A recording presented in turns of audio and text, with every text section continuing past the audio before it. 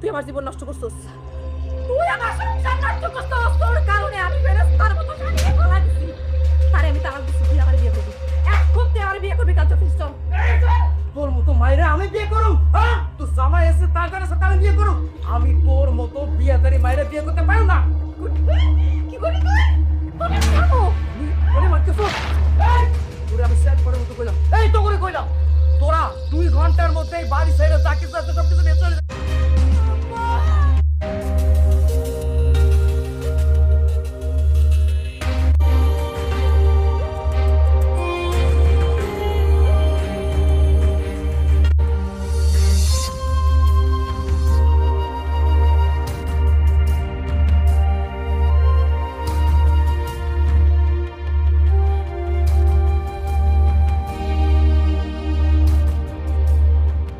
Sir বিশ্বাস করেন, আমার কথা বিশ্বাস করেন। আয় মিয়া, চুপ থাকো।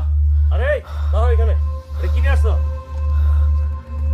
স্যার রাস্তায় অ্যাক্সিডেন্ট করে পড়েছিল, কেউ ধরে নাই।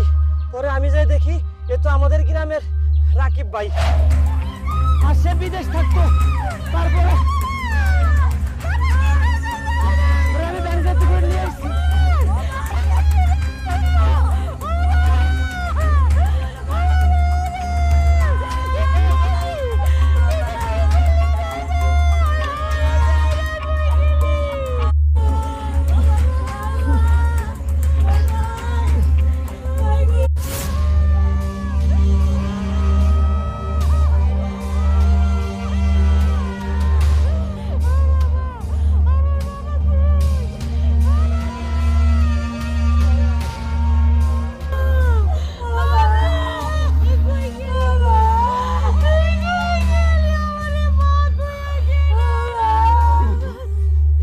বন্ধু, তুই কি করলি বন্ধু?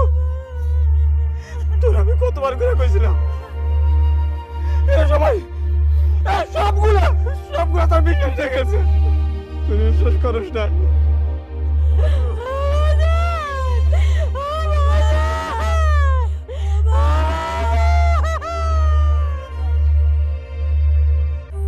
আমার সবই আছে, কিন্তু আপন কেউ নাই। আমি আমার স্ত্রী, মা, বোন সবার সুখের জন্য নিজের সুখ বিক্রি করে প্রবাসে যাই। প্রবাসে যাওয়ার কিছুদিন পরে একটা চাকরি পাই। অনেকদিন ভালোই দিন চলছে, বাড়িতে টাকা পয়সা পাঠাই, সবাই আমার খোঁজ খবর নেয়। হঠাৎ করে আমার চাকরিটা চলে যায়, আমি প্রবাসে অসহায় হয়ে পড়ি। আমার পাশে দাঁড়ানোর মতো কেউ পাই নাই। বাড়িতে ফোন দিলে তারা আমাকে নিয়ে দুশ্চিন্তা করবো, তাই তাদেরকেও কিছু জানাই নাই। দিনের পর দিন না খেয়ে কাটাইছি, কান্না করতে করতে অগণিত দিন বালিশ বিছাই ফেলছি। বাড়ি থেকে টাকার জন্য বারবার ফোন করে, আমি টাকা দিতে না পারায় তারা আমার সাথে কথা বলা বন্ধ করে দেয়, কোনো খোঁজ খবর নেয় না। আমি খুব বিষণ্ণ হয়ে যাই। ধীরে ধীরে আমি পা বাড়াই খারাপ পথে। চুরি, ছিনতাই সহ যত খারাপ কাজ আছে সব কিছু শুরু করে দিই। বাড়িতে টাকা পাঠানো আবার শুরু করি আগের মতো। সবাই আমার সাথে আবার কথা বলতে থাকে।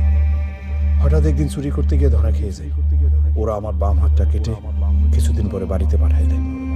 আমি বাম হাত হারায়ে বাড়িতে ফিরে আসি। এসে দেখি আমার আপন মানুষগুলো আর আপন নাই, সবাই যার যার স্বার্থে নিমগ্ন হয়ে আছে। আমি পঙ্গু, তাই আমার খরচ তারা চালাইতে পারবো না। আমার বউ আমার সাথে খারাপ ব্যবহার করে। আস্তে আস্তে বুঝতে পারি সে আমার দুঃসম্পর্কের ছোট ভাইয়ের সাথে সম্পর্কে জড়িত। আপন বলতে যে বউ ছিল সেও হারায় গেল। আমার পাঠানো সকল টাকা পয়সা সবকিছু তুলে দেয় ওই ছোট ভাইয়ের হাতে। আচ্ছা বলেন তো, আমি আর কি নিয়ে বাঁচব? বেঁচে থাকার মতো আমার আর কি আছে? না আছে মা, না আছে বোন, না আছে ভাই, না আছে আমার বউ। সবাই তো বাঁচছে কারো না কারোর জন্য। আমি কার জন্য বাঁচব? সবাই পর হয়ে গেল। সকল প্রবাসী ভাইদের একটা কথাই বলতে চাই, প্রবাসে বসে গাধার মতো দিনরাত পরিশ্রম করে পরিবারের জন্য টাকা পাঠানোর আগে একটু ভালো করে খোঁজখবর নিয়ে আমার মতো এমন অবস্থা যাতে আর কারো না হয়। রানীর শারীরিক চাহিদা রাজা মিটাইতে না পারলে রানীর প্রজার কাছে যেতে দ্বিধাবোধ করে না। মনে রাখবেন, প্রবাসীর আপন কেউ নাই।